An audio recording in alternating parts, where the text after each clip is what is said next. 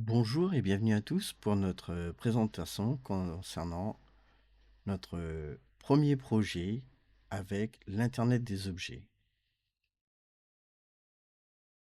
Quels vont être nos objectifs?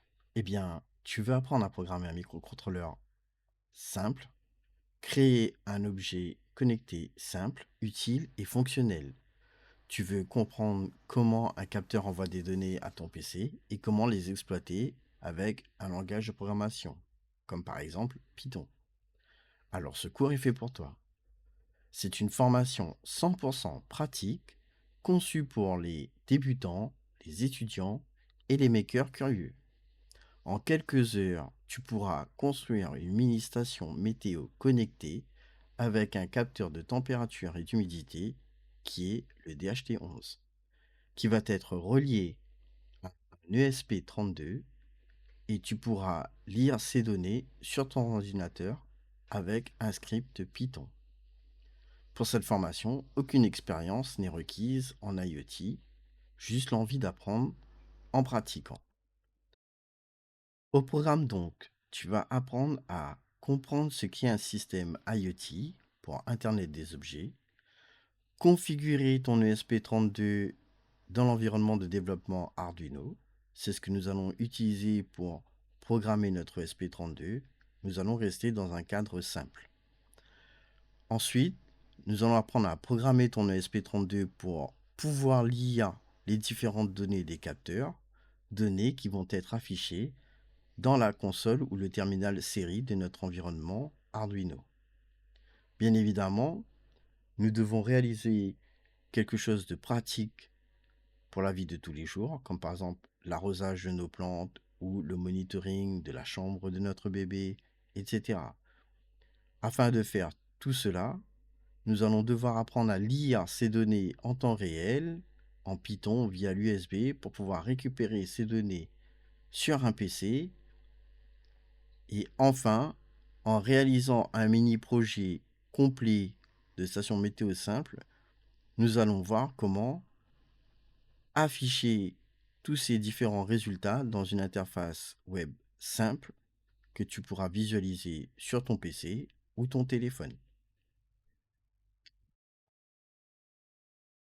À la fin du cours, tu seras capable de lire un capteur de température et d'humidité, envoyer les données depuis un ESP32 vers ton PC, créer un script Python qui lit et affiche ces données, réaliser un mini-projet concret IoT prêt à réutiliser et à améliorer.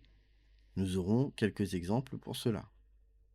Et bien évidemment, le but de tout cela est de comprendre les bases de la communication série entre objets. Ce que tu vas obtenir, c'est un cours PDF illustré pas à pas qui illustrera tous les codes sources de l'Arduino ou des codes en Python, des TP bien évidemment guidés avec les corrigés, les schémas de montage, des vidéos explicatives et enfin un projet final fonctionnel et réutilisable. Alors, pour que notre projet soit réellement fonctionnel, nous allons rajouter une version avec un enregistrement des mesures en CSV en bonus qui nous permettra d'afficher via un petit diagramme historique la température et l'humidité, par exemple, sur les 15 ou 30 derniers jours, à ta convenance.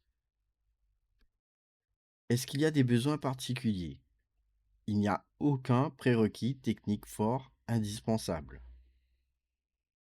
Savoir brancher des composants de base, bien évidemment. Je vais te montrer comment brancher les différents éléments grâce au schéma fourni. Il te faudra bien évidemment un PC, Windows, Mac ou Linux. L'environnement Arduino peut s'installer sur tous ces systèmes d'exploitation. Nous, en l'occurrence, nous allons utiliser Windows. Et le matériel suivant qui est requis, un ESP32 bien évidemment, un capteur de température, DHT22 ou DHT11. Nous allons utiliser le DHT11, mais le DHT22 est de la même famille.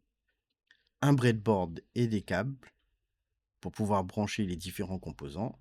Et bien évidemment, un câble micro USB qui permettra de connecter notre ESP32 à notre PC afin de le programmer. Le plan du cours est le suivant. Nous avons 4 modules qui vont être dispensés dans cette formation.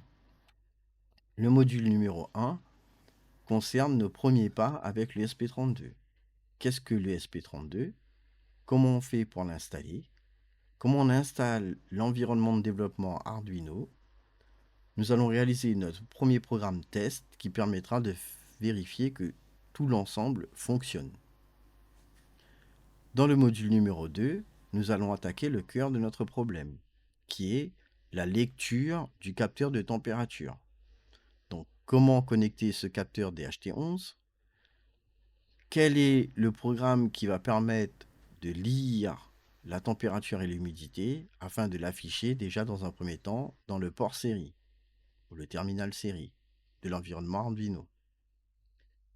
Ensuite, nous devons récupérer ces différentes valeurs sur notre ordinateur. Pour ce faire, nous allons installer Python, puis installer PySerial qui va permettre de faire la communication en série, et nous allons écrire le code qui nous permet de nous connecter à l'ESP32 et de récupérer les différentes données afin de l'afficher déjà dans un premier temps sur notre ordinateur. Et enfin, dans le module numéro 4, nous avons notre mini-projet final qui va être une mini-station météo connectée. Elle permettra de lire les données toutes les 3 secondes, afficher les données sur notre PC via Python et bien évidemment, comme je vous ai dit en bonus, nous allons pouvoir sauvegarder dans un fichier CSV l'ensemble des données afin de l'afficher dans un petit histogramme sur les 15-30 derniers jours, comme vous voulez. Quel est donc le résultat attendu? Alors, je vous ai déjà préparé le résultat que vous avez ici. Donc, nous avons notre breadboard avec les différents composants. Vous avez un mini LCD ici qui va nous indiquer quelle est la température et l'humidité. Nous avons notre ESP32 ici. J'ai rajouté des petites LED qui vont nous indiquer si par exemple j'ai fixé un seuil de température, est-ce qu'on a dépassé ce seuil ou pas. Là par exemple, j'avais mis pour les canicules la température au-delà de 35 degrés. Bien évidemment, aujourd'hui il pleut, donc la température étant de 26 degrés, bien évidemment nous sommes bien en delà du seuil. Donc la LED est verte. Vous avez ici le capteur DHT11. D'accord? Donc nous allons apprendre à connecter l'ensemble pour que le montage soit fonctionnel. Vous avez également un résultat au niveau de la page web qui va être le suivant.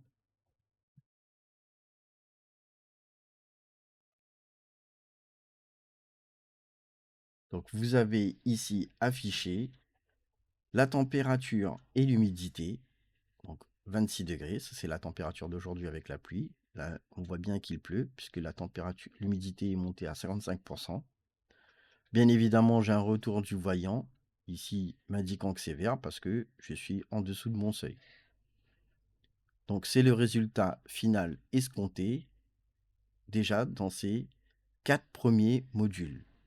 Par la suite, nous allons apprendre à réaliser une interface un peu plus professionnelle avec des transferts en communication qui vont utiliser le MQTT par exemple et une interface sous Node-RED.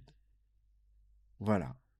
Donc, si ce cours vous plaît, je vous attends pour la suite. Merci à tous et bon courage.